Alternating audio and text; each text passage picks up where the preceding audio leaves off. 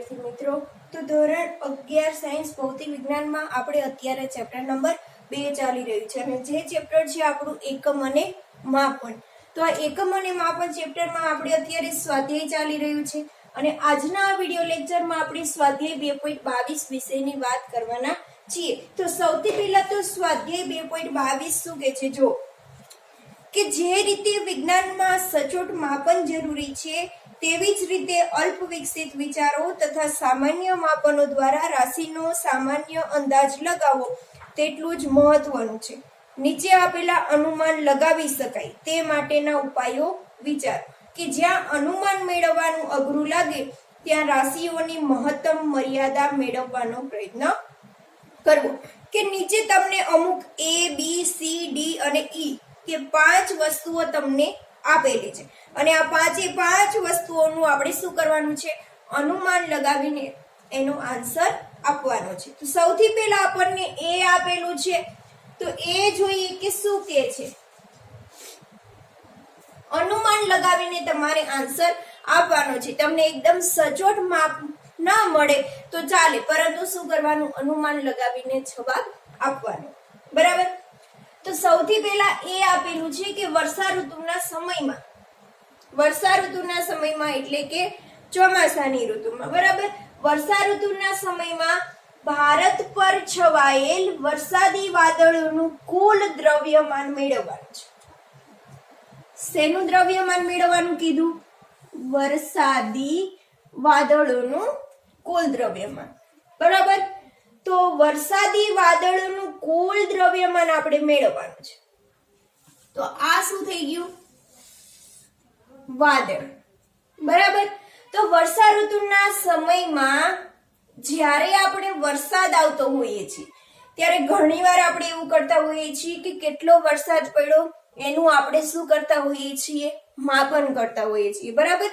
અને આ માપન આપણે કેવી રીતે કરતા હોઈએ છીએ કે નીચે આપણે કોઈ પણ એક વરસાદ આવતો હોય છે ત્યારે આપણે નીચે શું કરીએ છીએ, કોઈ પણ એક પાત્ર રાખી દઈએ છીએ અને આ પાત્રમાં જેટલું પણ પાત્ર ભરાય એના આધારે આપણે શું કરીએ છીએ, કેટલો વરસાદ આવ્યો એનું અનુમાન લગાવતા હોઈએ છીએ.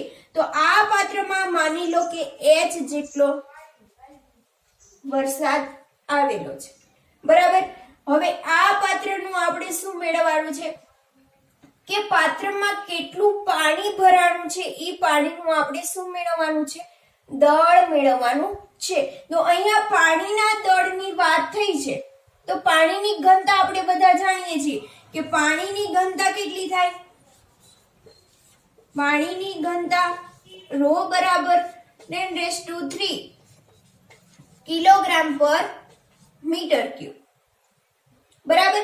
હવે આ પાત્રમાં જેટલું પાણી ભરાણું છે એ પાણીનું આપણે શું મેળવવું છે, દળ. તો ઘનતા આપણી પાસે છે, તો ઘનતા ρ બરાબર દળના છેદમાં શું થઈ જશે, કદ. આપણે મેળવવાનું છે દળ એમ, તો શું થઈ જશે, ρ v. હવે પાણીની ઘનતા આપણી પાસે છે તો આપણે શું મેળવવાનું રે, ખાલી કદ મેળવવાનું રે. તો હવે કદ મેળવવા માટે શું કરશું, તો કદ મેળવવા માટે આપણી પાસે આ પાત્રમાં એક ઊંચાઈ તો છે. બરાબર. હવે શું કરશું કે આ જે પાત્રનું નીચેનું તળિયું છે ને એનું આપણે શું મેળવી લેશું, ક્ષેત્રફળ.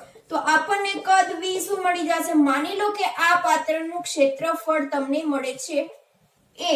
બરાબર. તો કદ v બરાબર શું થશે, ક્ષેત્રફળ ગુણ્યા ઊંચાઈ, એટલે તમને મળી જશે કદ. હવે કદ ગુણ્યા તમે પાણીની ઘનતા કરો એટલે તમને શું મળી જાય, પાણીનું દળ. બરાબર. આવી રીતે આપણે પાણીનું અનુમાન લગાવતા હોઈએ છીએ. હવે શું કીધું કે આપણે તો મેળવવાનું છે કે આખા ભારત ઉપર જે વાદળ છવાયેલું છે, બરાબર, એના વાદળોનું કુલ દ્રવ્યમાન આપણે મેળવવાનું છે. વાદળોનું દ્રવ્યમાન કીધું છે. જોજો, જે વરસાદ આવે છે, વરસાદનું પાણી હોય છે એ પાણીનું દ્રવ્યમાન આપણને કીધું નથી, વાદળોનું દ્રવ્યમાન કીધું છે.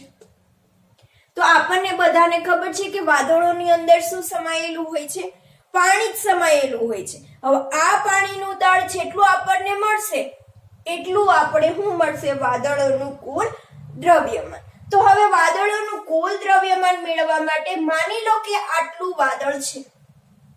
અને નીચે શું આવેલું છે? ભારત આવેલું છે. અહીંયા ડ્રો કરી દઉં કે આ છે વાદળ અને નીચે આવેલું છે ભારત. આપણને કીધું છે કે ભારત ઉપર છવાયેલું જેટલું વાદળ છે એ વાદળનું આપણે દ્રવ્યમાન મેળવવાનું છે. તો આટલું ભારત છે અને આ ભારત ઉપર આટલું શું થયેલું છે? વાદળ છવાયેલું છે. હવે વાદળોનું દ્રવ્યમાન મેળવવાનું છે તો વાદળોની અંદર જેટલું પાણી સમાયેલું હશે એ પાણીનું દળ જેટલું મળે એટલું આપણને શું મળશે? વાદળોનું કુલ દ્રવ્યમાન મળશે. તો હવે આ વાદળમાંથી જે વરસાદ આવે છે આ વરસાદના આધારે આપણે શું કરશું? પાણીનું દળ મેળવીશું. બરાબર કે વર્ષા ઋતુના સમયમાં ભારત ઉપર છવાયેલ જે પાણી આપણને પડે છે એ પાણીનું આપણે શું કરશું? દળ મેળવીશું. તો હવે આપણે શું કરશું? તો આપણી પાસે સૌથી પહેલા તો સૂત્ર છે ઘનતા બરાબર દળના છેદમાં કદ. આપણે મેળવવાનું છે કે વર્ષા ઋતુના સમયમાં ભારત પર પાણીનું કુલ દ્રવ્યમાન. બરાબર, તો અહીંયા લખી દઈએ જે મેળવવાનું છે વર્ષા ઋતુના સમયમાં ભારત પર કુલ પાણીનું દળ. હવે આપણી પાસે ઇક્વેશન છે ઘનતા રો બરાબર શું થશે? દળ એમના છેદમાં કદ બી. આપણે મેળવવાનું છે પાણીનું દળ. તો દળને કરતા બનાવી દો. એમ બરાબર શું થઈ જશે? રો વી. હવે અહીંયા રો શું છે? પાણીની ઘનતા. તો આપણને બધાને પાણીની ઘનતા ખબર છે. પાણીની ઘનતા કેટલી થાય? 10³ કિલોગ્રામ પર મીટર ક્યુબ. હવે મેળવવાનું રહ્યું કદ. તો કદ આપણને કેવી રીતે મળશે? તો કદ આપણને એવી રીતે મળશે કે આપણી પાસે એક તો જે ભારત છે એ ભારતનું આખું આપણે શું લઈ લઈશું? ક્ષેત્રફળ. અને આ ભારત ઉપર જેટલો આશરે વરસાદ પડ્યો હોય એ વરસાદને એની શું લઈ લઈશું? એજ કરીને ઊંચાઈ. બરાબર, તો ભારતનું કુલ ક્ષેત્રફળ કેટલું છે? તો અહીંયા લખી દો ભારતનું કુલ ક્ષેત્રફળ એ બરાબર શું થશે? ભારતનું ક્ષેત્રફળ કેટલું છે? 3.3 મિલિયન કિલોમીટર સ્ક્વેર. આટલું ભારતનું ક્ષેત્રફળ છે. હવે એને આપણે મીટરમાં કન્વર્ટ કરવું હોય તો 3.3 ગુણ્યા મિલિયન એટલે કેટલા થઈ જશે? 10⁶ મીટર. બરાબર, અને ગુણ્યા અહીંયા કિલોમીટર સ્ક્વેર છે અને મીટરમાં કન્વર્ટ કરશું તો શું થઈ જશે? 10⁻³ એનો વર્ગ અને મીટર સ્ક્વેર.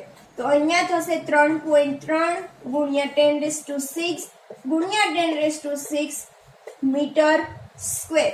તો ટોટલ થશે 3.3 ગુણ્યા 10⁻12 મીટર સ્ક્વેર. જે આપણને શું મળ્યું? ભારતનું કુલ ક્ષેત્રફળ એ.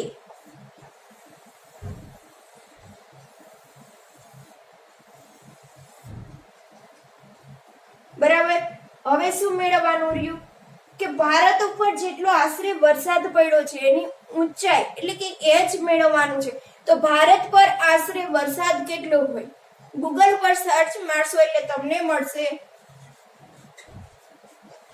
ભારત પર આશરે વરસાદ. એચ કહી દો એને. જે મળશે તમને 100 સેન્ટીમીટર અથવા તો 1 મીટર, જે તમને ગૂગલ ઉપરથી મળી જશે. હવે તમારી પાસે એચ છે, એ છે, પાણીની ઘનતા છે, તો તમે શું મેળવી શકશો? વર્ષા ઋતુના સમયમાં ભારત પર કુલ પાણીનું દળ તમે મેળવી શકશો. બરાબર, તો અહીંયા લખી દો m બરાબર રો v બરાબર શું થશે 10⁻³ કિલોગ્રામ પર મીટર ક્યુબ ગુણ્યા ક્ષેત્રફળ કેટલું છે 3.3 ગુણ્યા 10⁻12 મીટર સ્ક્વેર ગુણ્યા h કેટલું છે v એટલે ક્ષેત્રફળ ગુણ્યા h તમને મળશે 1 મીટર. બરાબર, તો અહીંયા metre cube metre square metre થઈ જશે કેન્સલ. ટોટલ કેટલું મળશે 3.3 ગુણ્યા 10⁻³ અને 10⁻12 12 + 3 = 10⁻15 કિલોગ્રામ જે તમને મળ્યું વર્ષા ઋતુના સમયમાં પાણીનું કુલ. હવે આપણે મેળવવાનું છે વાદળોનું કુલ દ્રવ્યમાન. તો આપણને જે પાણીનું દળ મળ્યું છે = શું થશે વાદળોનું કુલ દ્રવ્યમાન. હવે વાદળોમાં મોસ્ટલી આપણને પાણી જોવા મળતું હોય છે. હવે પાણીનું દળ આપણને મળી ગયું છે, બાકીનું જે વાદળોનું દળ રહે એને અત્યારે આપણે શું કરશું અવગણી દેશું. બરાબર, હવે આપણે લખી દઈએ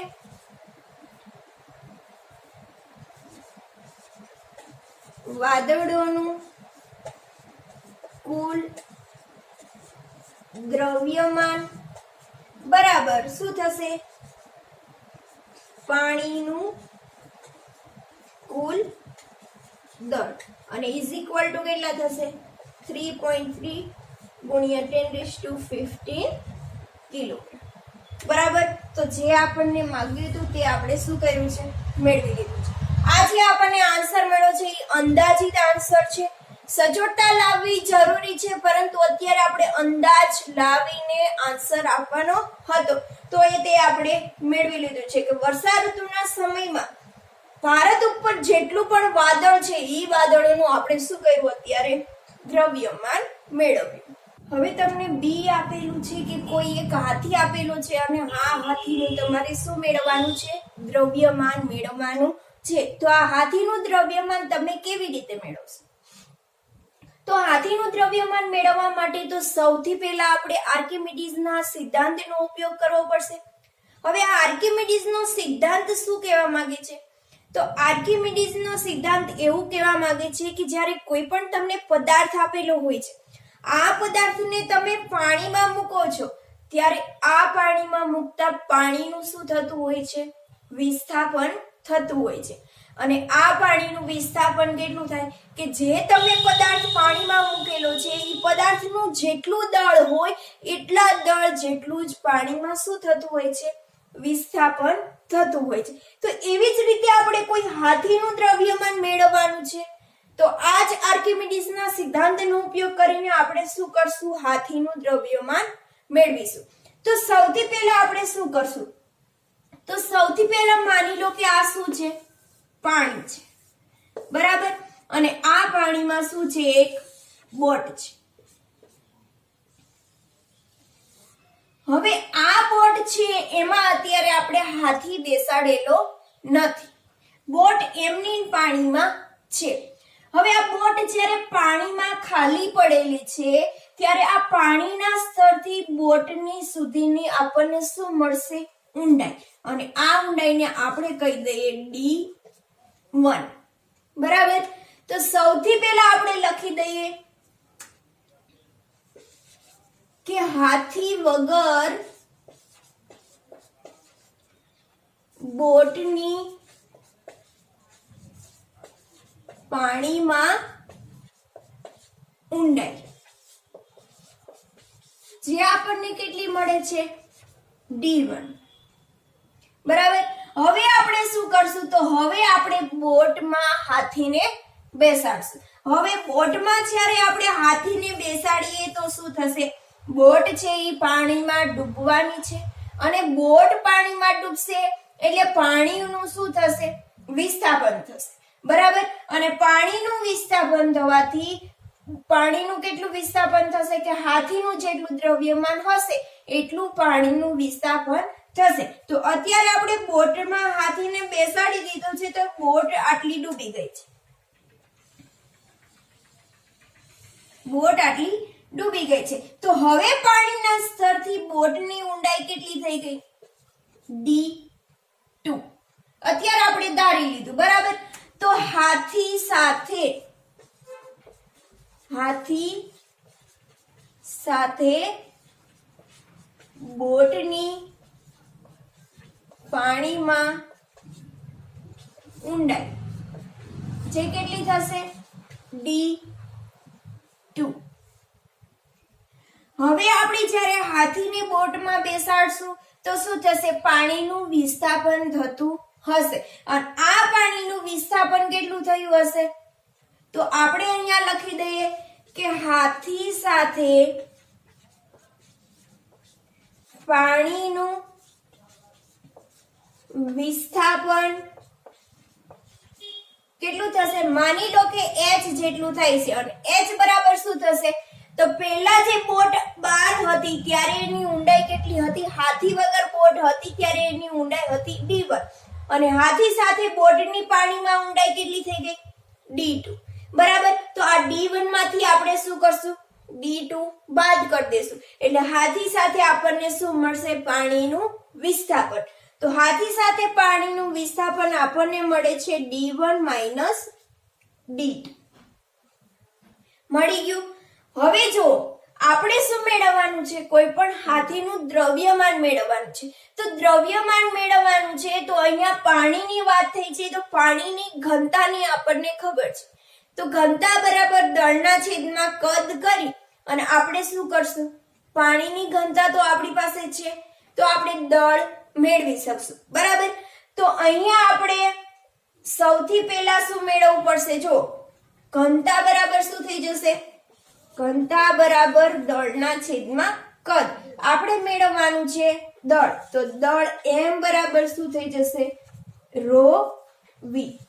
ઘનતા ગુણ્યા કદ. હવે આપણી પાસે ઘનતા તો છે, આપણે મેળવવાનું છે કદ. કદ એટલે શું? તો હવે અહીંયા જો બોટ જેટલી હતી, બરાબર.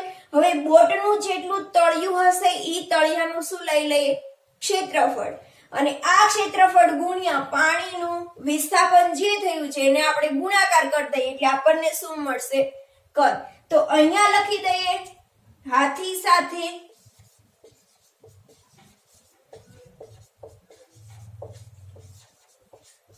બોટનું પાણી સાથે સંપર્ક થતા શું લેવાનું છે? ક્ષેત્રફળ. તો આ અત્યારે ક્ષેત્રફળ આપણે ધારી લઈએ કે એ ક્ષેત્રફળ છે. બરાબર. તો હવે આપણે લઈ લઈએ ઘનતા બરાબર દળના છેદમાં કદ, દળ બરાબર ઘનતા ગુણ્યા કદ. તો આપણે મેળવવાનું છે દળ. હવે આ દળ આપણને કેટલું મળશે? કે પાણી જેટલું વિસ્થાપન થયું છે, બરાબર. આ જેટલું પાણી વિસ્થાપન થયું છે ઈ પાણીનું આપણને દળ મળશે. તો હવે આ પાણીનું વિસ્થાપન થયું છે એનું આપણે દળ લઈ લઈએ. તો હાથી સાથે પાણીના વિસ્થાપનનું દળ જે આપણને મળે છે m બરાબર ρ v. હવે ρ છે, v એટલે ક્ષેત્રફળ a ગુણ્યા h એટલે ρ a h. ρ a h આપણી પાસે છે d1 માઇનસ d2. આ આપણને મળી ગયું દળ. આ દળ શું છે? કે જેટલું પાણી વિસ્થાપન થયું છે એ વિસ્થાપનનું આપણને દળ મળેલું છે. બરાબર. હવે આપણે આર્કિમિડીઝના સિદ્ધાંત મુજબ કે જે પદાર્થનું દળ હોય એટલું પાણી વિસ્થાપન થતું હોય. અત્યારે આપણે પાણી વિસ્થાપનનું દળ આટલું છે તો હાથીનું દ્રવ્યમાન પણ આપણને એટલું મળશે. તો અહીંયા આપણે લખી દઈએ પાણીના વિસ્થાપનનું દળ બરાબર હાથીનું દળ. તો પાણીના વિસ્થાપનનું દળ કેટલું છે? એમ રો એ d1 માઇનસ d2 બરાબર શું થશે? હાથીનું દળ, કે જે આપણને માંગ્યું હતું તે આપણે મેળવી લીધું છે. અહીંયા આપણે d1 d2 ક્ષેત્રફળ એ બધું ધારેલું હતું, બરાબર, કોઈ પ્રોપર વેલ્યુ આપેલી નથી. હવે આના આધારે તમને કોઈ બીજી વેલ્યુ આપી હોય તો તમે સોલ્વ કરી શકો. કોઈ પણ પદાર્થ આપેલો હોય એનું તમને દ્રવ્યમાન કીધું હોય તો તમે આર્કિમિડીઝના સિદ્ધાંતના આધારે આપણે જે પાણીના વિસ્થાપનનું દળ મેળવવું છે એના આધારે કોઈ પણ પદાર્થનું તમે દળ મેળવી શકો છો, બરાબર. તો આ હતું તમારું બી. હવે જોઈએ સી. સી શું કહેવા માંગે છે કે કોઈ આંધી દરમિયાન પવનની ઝડપ. આંધી એટલે શું? કે જ્યારે પવન ફૂંકાતો હોય પવનની હાજરીમાં, તો આ આંધી દરમિયાન જે પવનની ઝડપ હોય પવનની ઝડપ આપણે શું કરવાની છે? મેળવવાની છે. તો આના માટે પણ આપણે પ્રેક્ટિકલ કરશું. તો એના માટે પ્રેક્ટિકલ કરવા શું લેશું? તો સૌથી પહેલા તો આપણે એક ફુગ્ગો લઈએ અને ફુગ્ગાને હું અત્યારે અહીંયા એ ઉપર મૂકું છું, બરાબર. હવે આ ફુગ્ગો છે, અત્યારે કોઈ પણ પ્રકારનો પવન ફૂંકાઈ રહ્યો નથી. પવનની ગેરહાજરી હોય છે કે કોઈ પણ પ્રકારનો પવન ફૂંકાતો ના હોય ત્યારે તમે બલૂન્સને છોડો, ફુગ્ગાને છોડો તો ફુગ્ગો કઈ બાજુ ગતિ કરે? ઉપરની બાજુએ ગતિ કરે, બરાબર. તો આ ફુગ્ગાને અત્યારે એ ઉપર રાખીને પવનની ગેરહાજરીમાં હું છોડું છું, તો આ ફુગ્ગો છે એ ઉપરની બાજુએ ગતિ કરી અને બી પર જશે. અત્યારે શું છે? પવનની ગેરહાજરી, કે કોઈ પણ પ્રકારની હવા જોવા મળતી નથી, બરાબર. હવે આ ફુગ્ગો છે એ પવનની ગેરહાજરીમાં એ થી બી સુધી જાય છે ત્યારે તેને કાપેલું અંતર માની લો કે કેટલું છે? h, કે h જેટલું ઈ અંતર કાપે છે. હવે ફરીવાર ફુગ્ગો એ ઉપર મેં રાખેલો છે, બરાબર. પવન છે એ શું કરે છે? ફૂંકાઈ રહ્યો છે. પવન છે એ ફૂંકાઈ રહ્યો છે તો એ ઉપર હું ફુગ્ગાને છોડીશ તો પવનના કારણે ફુગ્ગો છે એ ત્રાસો ગતિ કરતો જશે, બરાબર. તો અહીંયાથી અહીંયા ફુગ્ગો છે એ ક્યાં આવે છે? સી ઉપર આવે છે અને એ થી સી પર જાય છે ત્યારે આ ફુગ્ગાએ કાપેલું અંતર માની લો કે કેટલું છે? r છે, બરાબર. અહીંયા શું છે? પવનની હાજરી. પવનની હાજરી એટલે કે આંધી દરમિયાન પવન જે ફૂંકાઈ રહ્યો છે ત્યારે, બરાબર. હવે પવન ફૂંકાઈ રહ્યો છે, આ પવનની આપણે શું મેળવવાની છે? ઝડપ મેળવવાની છે. પવન છે આ બાજુ ફૂંકાઈ રહ્યો છે તો જો અહીંયા સૌથી પહેલા પવનની ગેરહાજરીમાં ફુગ્ગો એ થી બી પર ગયો, પછી પવનની હાજરી હતી ત્યારે ફુગ્ગો એ થી સી પર ગયો, તો બંને વચ્ચે શું થયું? સ્થાનાંતર કેટલું મળશે? x જેટલું. કેટલું મળશે? x જેટલું. તો અહીંયા આપણને પવનની ઝડપ લખી દઈએ. પવનની ઝડપ કેટલી છે? x જેટલી પવનની ઝડપ છે, કે અહીંયા a થી c જેટલું સ્થાનાંતર થાય છે એટલે પવનની ઝડપ કેટલી છે? x જેટલી. એટલે પવનની ઝડપ આ બાજુ છે અને આ જે સ્થાનાંતર થયું છે એ આપણને મળે છે x, બરાબર.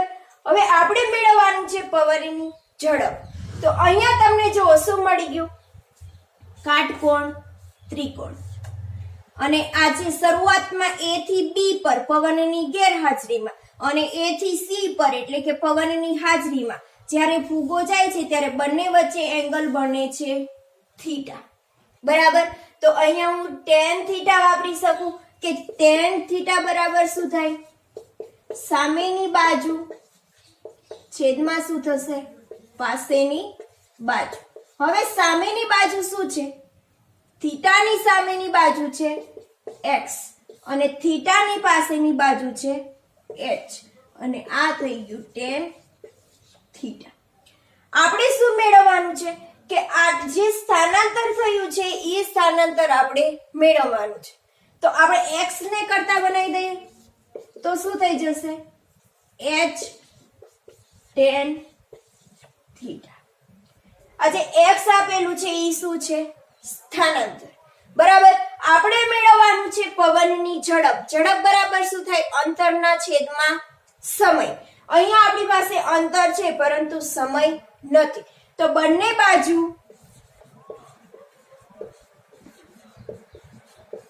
t વડે ભાગતા. શા માટે t વડે ભાગ્યું? જો શરૂઆતમાં અહીંયા t બરાબર શું હતું 0 કે t બરાબર 0 હતો પછી b પર પહોંચે છે ત્યારે સમય માની લો કે t બરાબર t થાય છે. c પર પહોંચે છે ત્યારે t બરાબર t થાય છે. તો બંને બાજુ t વડે ભાગતા તો શું થઈ જશે x ના છેદમાં t બરાબર h tan થીટા ના છેદમાં t.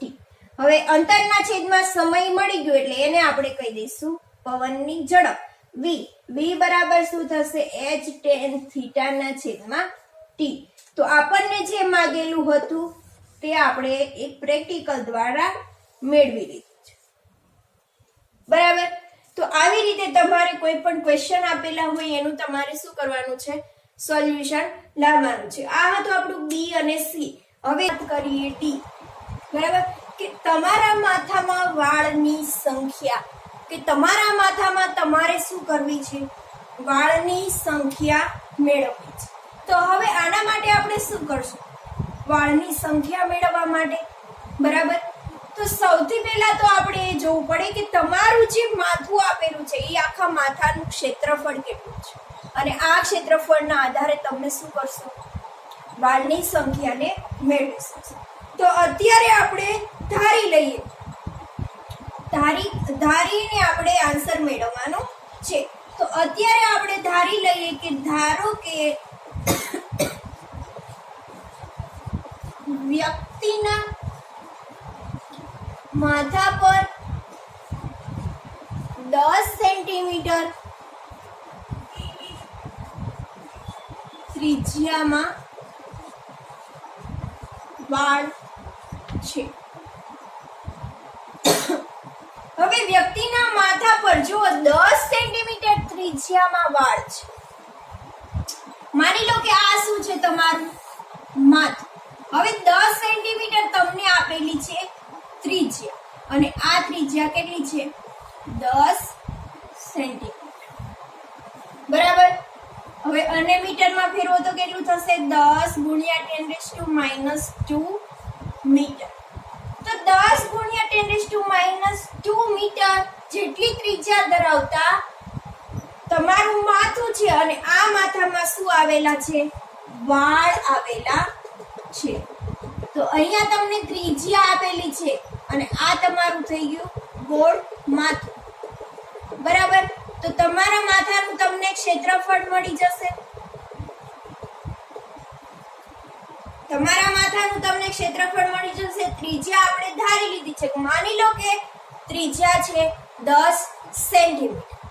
તો અહીંયા લખી દઈએ કે માથાનું ક્ષેત્રફળ કેટલું થશે વર્તુળાકાર છે.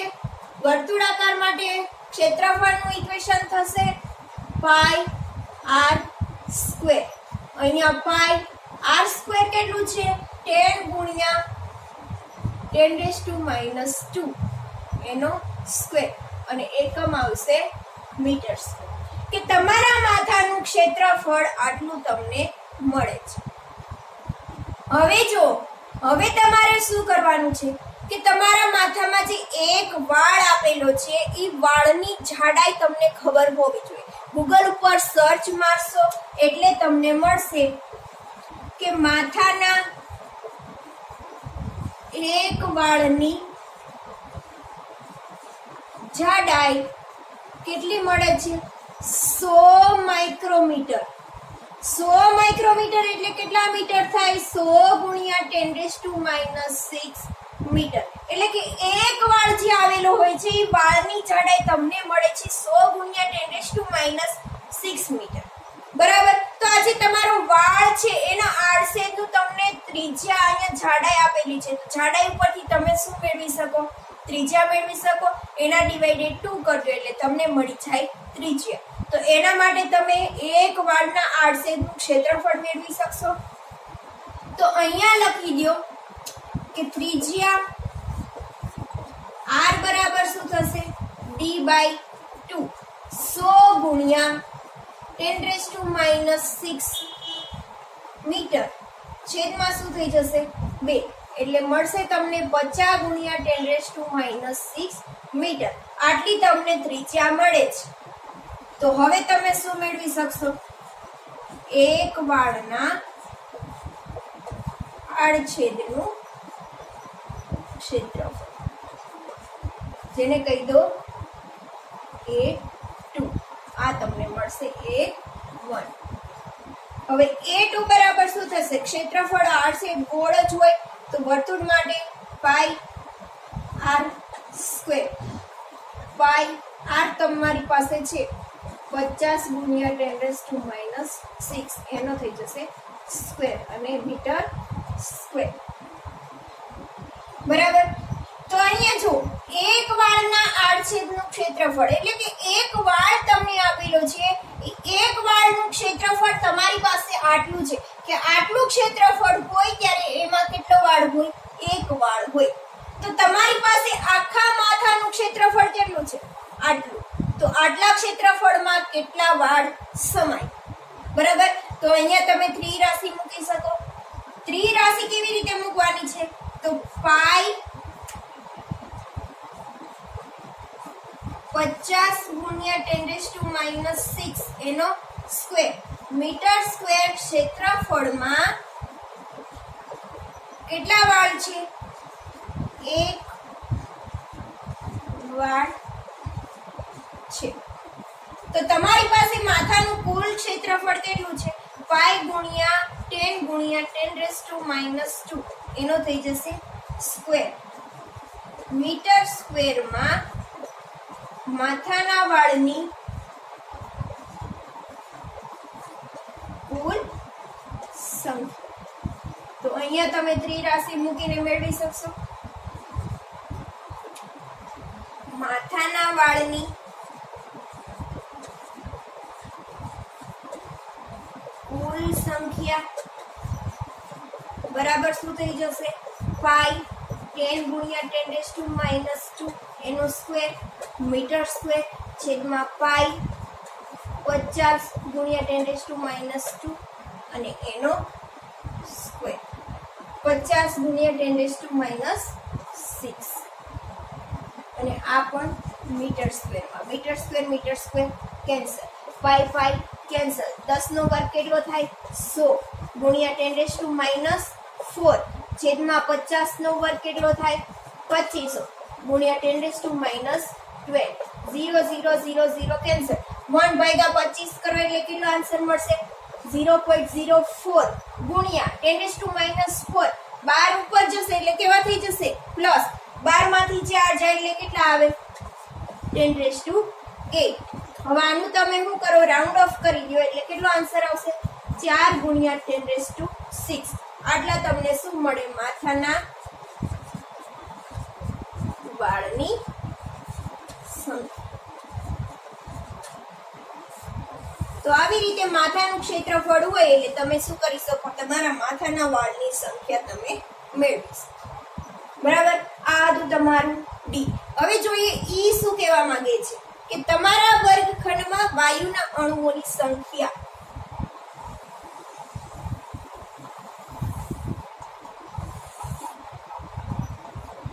ઈ આપેલું છે તમારા વર્ગખંડમાં વાયુના અણુઓની સંખ્યા. બરાબર. હવે અહીંયા વર્ગખંડમાં વાયુના અણુઓની સંખ્યા આપણે મેળવવાની છે. તો સૌથી પહેલા તો આપણી પાસે શું હોવું પડે? કે વર્ગખંડનું કદ હોવું જોઈએ. બરાબર. વર્ગખંડનું કદ હોય તો આપણે શું કરી શકીએ? મેળવી શકીએ. તો સૌથી પહેલા આપણે ધારી લઈએ કે ધારો કે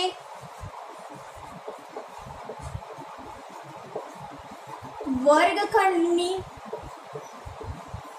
લંબાઈ L બરાબર છે 7 મીટર, પહોળાઈ B બરાબર છે 8 મીટર અને ઊંચાઈ એટલે કે h છે 3 મીટર. બરાબર. આવી રીતે આપણી પાસે એક વર્ગખંડ છે.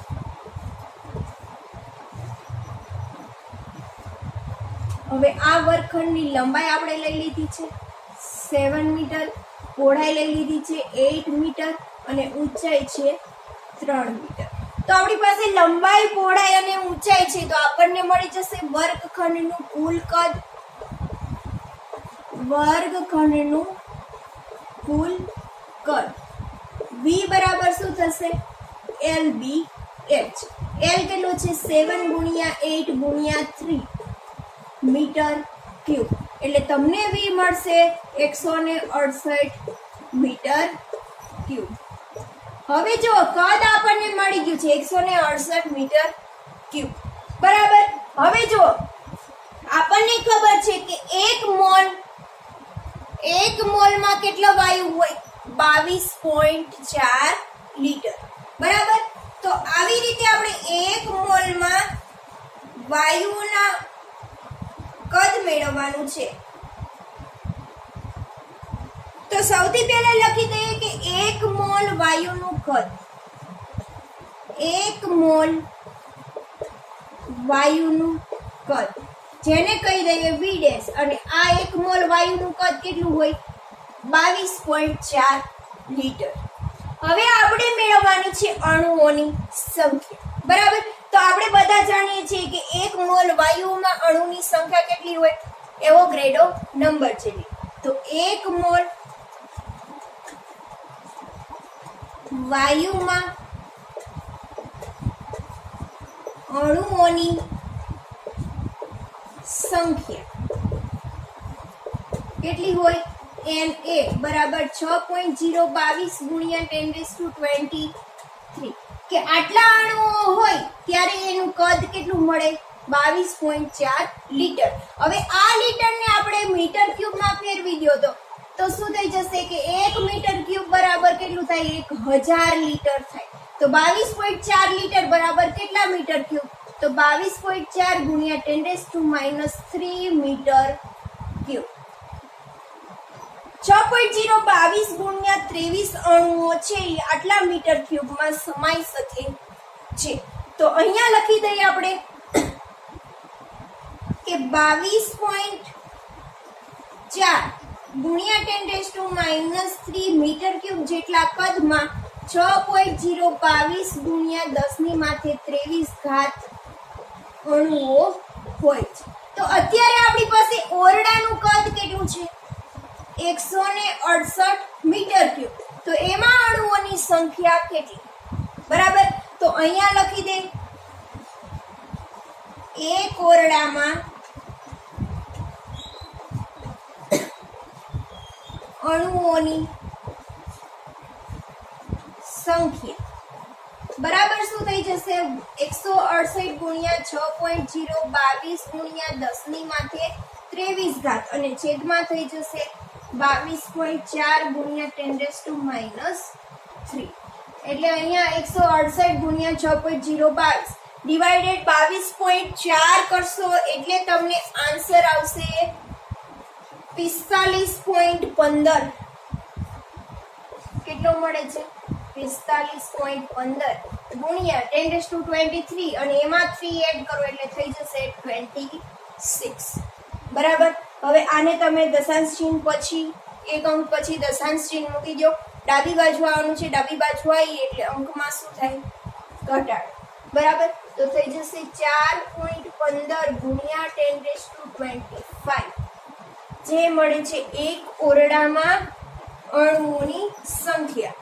સોરી, અહીંયા ડાબી બાજુ આવી એટલે વધારો 27. તો જે આપણે માંગ્યું હતું તે આપણે મેળવ્યું. તો આ હતું તમારું સ્વાધ્યાય 2.22 કે જેમાં કરીએ સ્વાધ્યાય 2.23. બરાબર. તો સ્વાધ્યાય 2.23 શું કહેવા માંગે છે તે જોઈએ. તો જો સ્વાધ્યાય 2.23 માં શું કીધું કે સૂર્ય એક ગરમ પ્લાઝ્મા છે, બરાબર, કે જેની અંદરનો ગર્ભનું તાપમાન 10⁷ K થી વધારે અને બાહ્ય પૃષ્ઠનું તાપમાન 6000 કેલ્વિન છે. કે તમને એક સૂર્ય એક ગરમ પ્લાઝ્મા છે એવું કીધું છે અને એના અંદરનો જે ગર્ભ આવેલો છે એનું તાપમાન તમને આપેલું છે 10⁷ કેલ્વિન અને બાહ્યના જે પૃષ્ઠનું તાપમાન છે એ કેટલું છે 6000 કેલ્વિન. આટલા ઊંચા તાપમાને કોઈ પણ પદાર્થ ઘન કે પ્રવાહી અવસ્થામાં રહી શકે કે નહીં. સૂર્યની દળ ઘનતા અને પ્રવાહી અથવા વાયુની ઘનતાઓમાંથી કયા વિસ્તારમાં હોવાની તમને ધારણા છે, બરાબર, કે સૂર્યની દળ ઘનતા આપણે મેળવવાની છે અને આ જે દળ ઘનતા આપણને મળે છે એ ઘન પ્રવાહી છે કે પછી વાયુ છે તે આપણે શું કરવાનું છે, મેળવવાનું છે. તો સૌથી પહેલા તો આપણે તમારું અનુમાન સાચું છે કે તેની ચકાસણી નીચે આપેલ માહિતી પરથી નક્કી કરશો. એમાં તમને બે વસ્તુ આપેલી છે. એક તો આપેલું છે કે સૂર્યનું દળ અને આ સૂર્યનું દળ કેટલું આપેલું છે 2 × 10⁻13 કિલોગ્રામ અને બીજું આપેલું છે સૂર્યની ત્રિજ્યા. તો સૂર્યની ત્રિજ્યા કેટલી મળે છે 7 × 10⁸ મીટર. આ બે વસ્તુ આપેલી છે અને આપણે મેળવવાની છે સૂર્યની દળ ઘનતા. તો પહેલા મેળવી લઈએ સૂર્યની દળ ઘનતા, બરાબર. તો સૂર્યની દળ ઘનતા મેળવવાની છે. દળ ઘનતા એટલે ઘનતાનું ઇક્વેશન આપણે જાણીએ છીએ કે દળના છેદમાં કદ.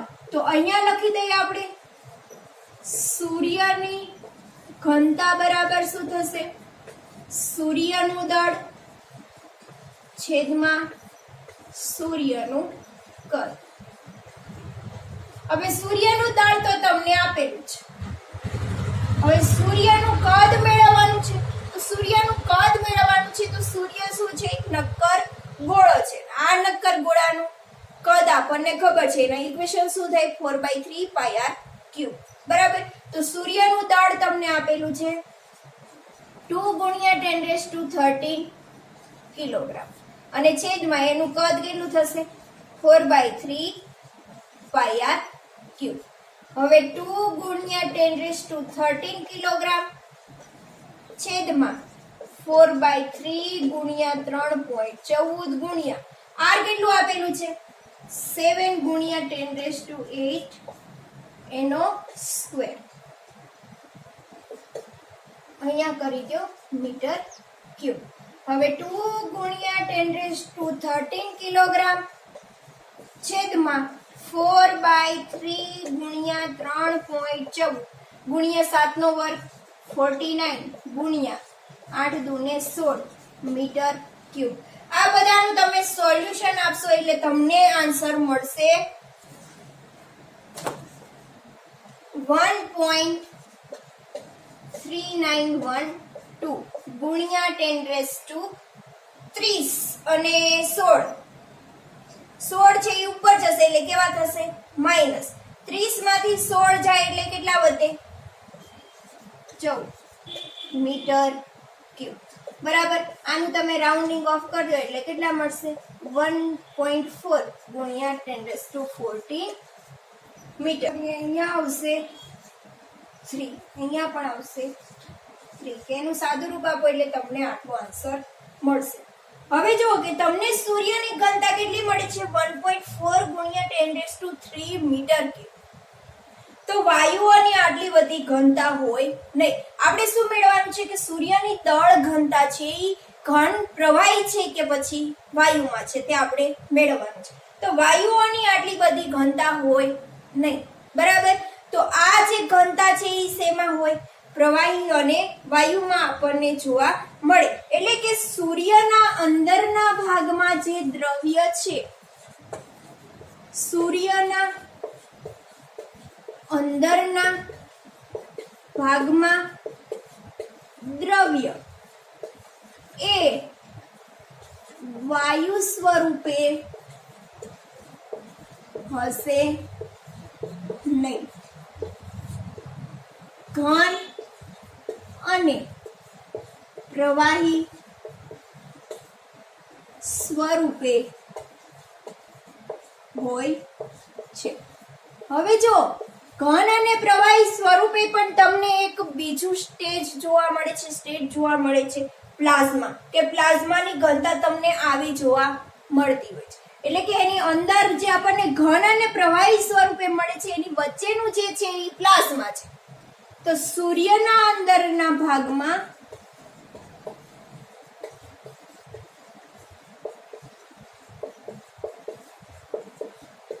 દ્રવ્ય એ પ્લાઝ્મા સ્વરૂપે હોય છે. બરાબર. તો આ તમારું હતું સ્વાધ્યાય 2.23.